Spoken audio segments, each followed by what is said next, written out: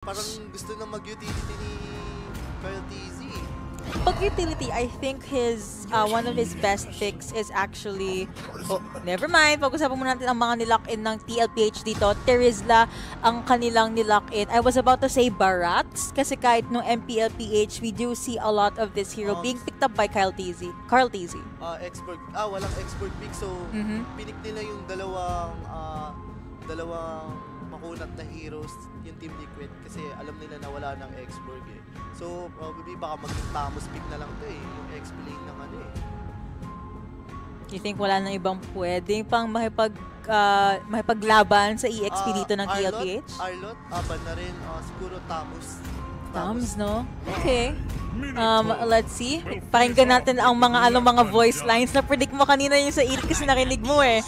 But yes, we are waiting sa final 2 picks ng Falcons AP brand dito. I cannot wait to see what kind of draft will they have in store for us. And again, I hope sa mga fans natin dyan, let's not forget to support our 2 PH teams. I mentioned Barats kanina, there could be a chance na baka ito yung pick up ni Carl TZ, but Falcons AP brand, they got that for themselves, tapos may Minotaur pa on top of it. Lancelot. Na-predict ni Jeff Cutie dito. Dapat natawa ka naman kasi nahulaan mo eh. Konting smile naman dyan, pre. But yes, so this is a Lancelot pick going over to Carl TZ to answer ang napaka head-to-head. Pero kung mabilisan, lamang Team Liquid PH. Yun nga, kasi Lancelot na ni Carl TZ to, guys. Again, hindi niya ginamit yung M5 niya, no? Mabigat yun eh. Mabigat sa bagay. Mabigat yun eh. Sa bagay, hindi ginamit yung M5. Pero ito na!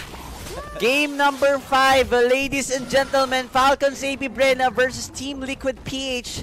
TLPH actually pushed this into a tie series, so Santi, ano na to? Ibang ano na to? Ibang action-jackson na to? Ibang kwento na to? Titingnan natin yan. Falcons AP Bren, feeling ko, ito na eh. Feeling ko, pagganti na ng api. Boss, ginawang best of 3 yung best of 7. Ginawang best of 3 yung best of 7, yun lang yun. So ngayon, ang grand finals natin, una na lang, makadalawang panalo. Yun na yung champion. Kumbaga, sinulit talaga yung paglipad. Alangan namang mabilisan lang, di ba? Hindi naman pwede yun. Sayang yun. For Falcons AP Bren, nawala yung momentum nila. Totoo. Nasa Team Liquid PH na to. So, hindi pwedeng mag-mess up yung Team Liquid PH if they really want to go all in up until the end. Kasi, momentum mo na yan eh. Pwede mo nang ituloy-tuloy yan. Tapos, pag nakuha mo yung next win, talagang magra-ramp up na lang kung ano yung meron ka. For Falcons AP Bren naman, since play safe yung lineup nila, kailangan talaga mag-sync yung mga galaw nila na kumbaga pag gumow yung Mino, for example, dapat ready yung follow-up. Pero kaso ang nakikita ko kasing gustong gawin ng Falcons AP Bren is to bait out lang yung mga members ng Team Liquid PH. Kasi nga, gaya na sabi mo, more on set eh. More on chase down yung Team Liquid PH kasi gawa nga ng edit tapos terista sila. So, aasahan natin yung mga flicker in penalty zone. And for Falcons AP Bren, more on ano lang eh. More on disengage eh. I think yung Minowan's Fury gagamitin lang nila yan pang-cancel sa Claude. And at the same time, panghuli din kay Carl TZ. Kasi yun na talaga magiging problema ng Falcons AP Bren dito. Pero, Benny Cutie and Super Marco sa may top lane, ito na naman. Ganun pa rin. Ganun pa rin. Walang pakialaman. Walang pakialamanan talaga. Yung apat, magbabakbakan yan. Tapos, si Benny tsaka si Marco, focus lang. Doon lang muna sila sa lane nila, di ba? 4v4 muna tayo dito. Pero sinisimula na nga ng Team Liquid PH yung pag-take ng Turtle and medyo malayo-layo pa nga dito si Cal TZ. So maaaring uncontested Turtle at oy! Ay naku boss! Grabe naman yung ginawa dito ni Flap TZ. Pinigyan niya kaagad si Carl. At makukuha pa rin naman ni Sanford yung pagong. Kaso nga lang lugi na sila sa team fight kasi kulang na sila ng isa. At magtutuloy-tuloy pa nga. Kaso nga lang si Sanji at si Sanford. The San duo is on fire. Idagdag mo pa dito yung pag-transform ni JP. At mukhang mati-10 beats sa Falcons AP Bren. Imbis na lumamang sila dahil sa napaganda na pagkain dito ni Flap TZ gamit ang kanyang Barats. Doon pa sila nadali kasi nag-disperse yung mga members. Lumalabas na yung problema ng Falcons AP Bren dito. Yes, maganda yung counter initiation nila against the Team Liquid PH. Kaso, nakukulangan na sila ng damage output dito dahil pag wala yung Harith, kulang na eh. Yes, nandyan si Pew.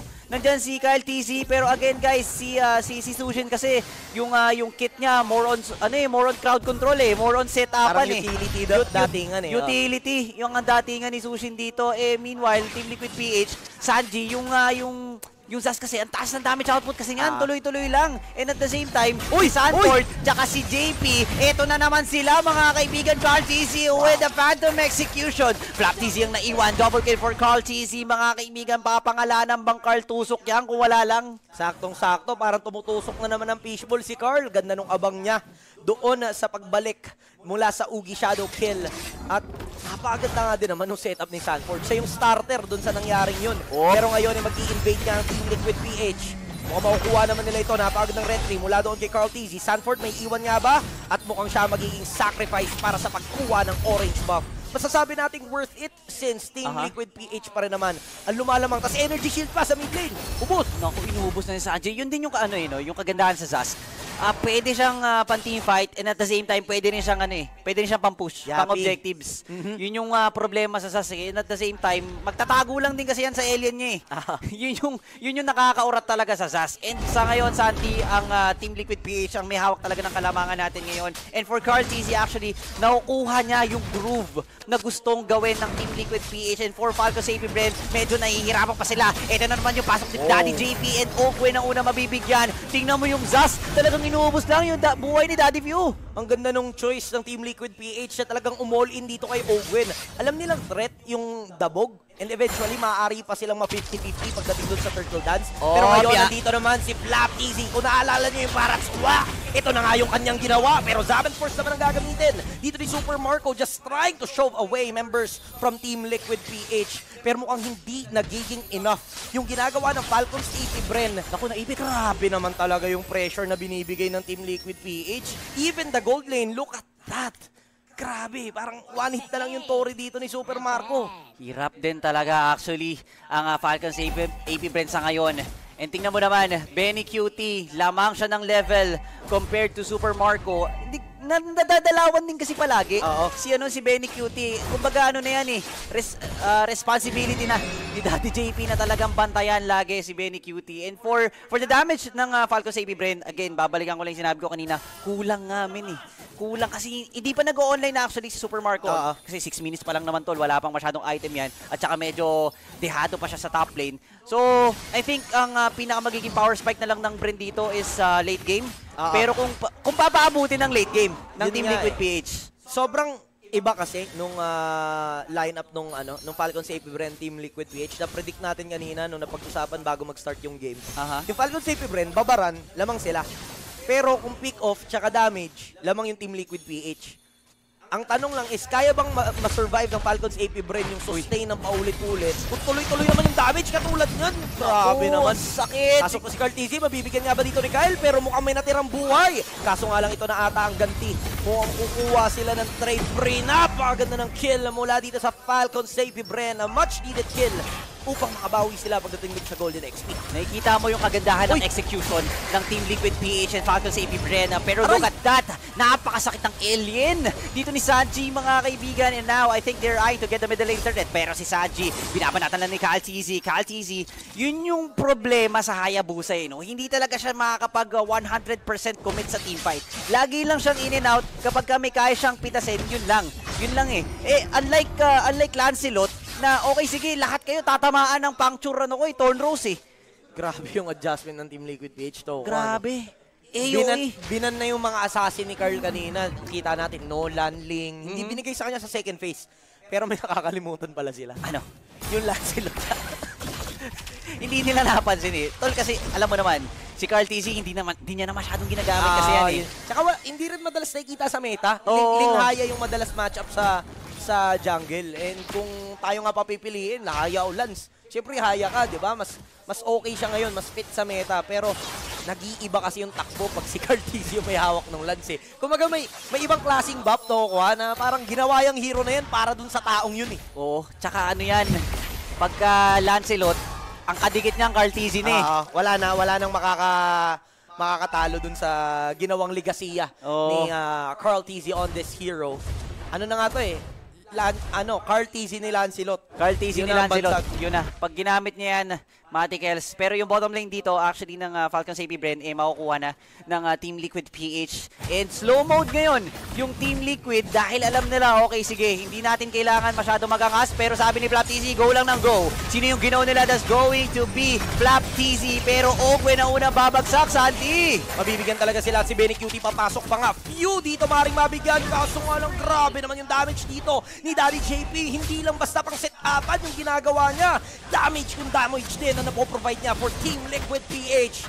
And tuloy-tuloy yung momentum ng Team Liquid PH as of this very moment. Tokwa, paano makakabawi ang Falcons AP Bren? Well, I think, Tol, kailangan lang talaga nila ng breather. Kailangan nila ng space for Super Marco para mag-online na sa match na to. Kasi wala na silang pagkukuha na ng damage. Si Few dito, kailangan niya nang kumuha ng mga anti-heal items dahil nga ang taas ng sustainability ng Team Liquid PH, and at the same time, hindi na rin enough yung pa-lantern lang eh. Hindi na rin enough yun, Tol, sa AoE splash damage ng Liquid PH. Ngayon, kinukuha nila yung Lord uncontestedly. Even Kyle TZ na talagang alam natin, madulas yung hero niya, kaso hindi na talaga kaya. Mas madulas nga lang dito si Carl TZ, but look at that. Kyle TZ, muntik kang pamapitas ni JP at ni Sanji.